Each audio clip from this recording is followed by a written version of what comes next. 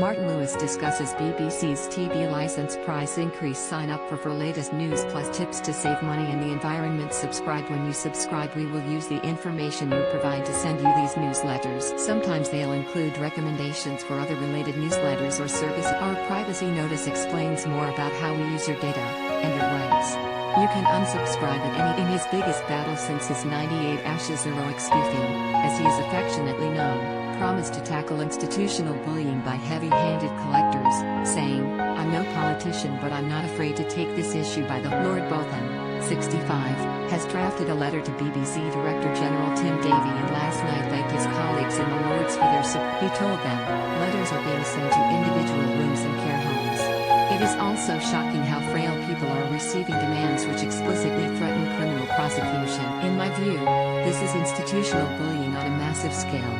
I'm no politician, but this feels like a real scandal affecting the very frail that needs sorting out. Since the 20-year-old concession was scrapped last year, frightened pensioners have received no-nonsense payment demands, leaving them petrified. They include decorated Second World War hero Frank Ashley, 96, who fought at the Battle of Arnhem in 944, and said, "The BBC couldn't care less what I did. It just wants the money.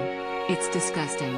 Lord Botham's move is likely to garner widespread support from within the Lords and the wider public, who are angered at the BBC's decision to axe the perk during the COVID pandemic, when some of the most vulnerable in Britain rely on the TV for company and information. Only those on pension credit are exempt from the £57.50 charge, which will rise to £59 from April. But the benefit has one of the worst take-up rates, with many not realising they could qualify even if they have a pension, savings or their. Sir Ian Botham is sworn into the House of Lords. Latest figures show 38% of eligible households with someone over 75 do not receive the. Lord Botham's finest hour came during the 98 Ashes series when, during the third test match at Headingley, he smashed an unbeaten 49 to secure an unlikely victory against all. He is now hoping to inspire a similar result.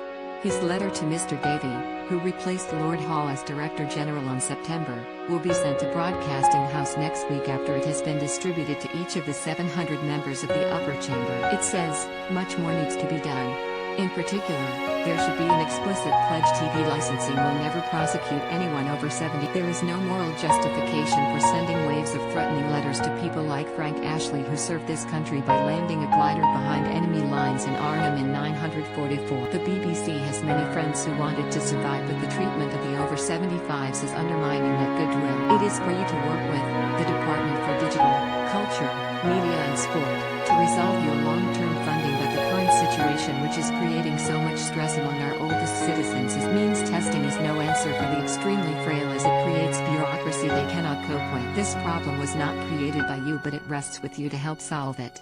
We would like to hear how you plan to tackle this problem before public outrage. Strictly Come Dancing icon Len Goodman is another national treasure campaigning against the tax and blasted the BBC, his former employers, for making OAP. Straight Talking Age ambassador Len, 76, said, "When you see the billions and billions being doshed out to help during COVID, I don't understand why it has been taken away from them. Millions of OAPs rely on their TVs and many will go without food or heating to pay the license. The older generation have given so much to this country and they should be treated with respect, but we should never forget them or the contribution they have made."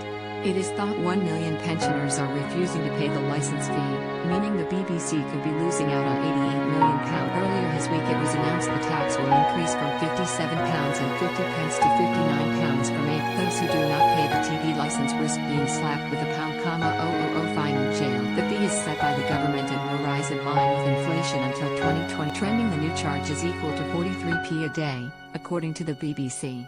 Dennis Reed, of campaign group Silver Voices, described the increase as a slap in the face for all senior citizens. A TV licensing spokesman said, "Over the last 6 months we have sent 2 reminders explaining the steps customers need to take and reassuring them that they have plenty of time." Around 80% of over 75 households have now transitioned to the new system, including those in receipt of pension credit who are eligible for a free license funded by the BBC. "We continue to process applications. We're giving people plenty of time to get set up. The process is COVID secure and we have a range of measures to support people, including payment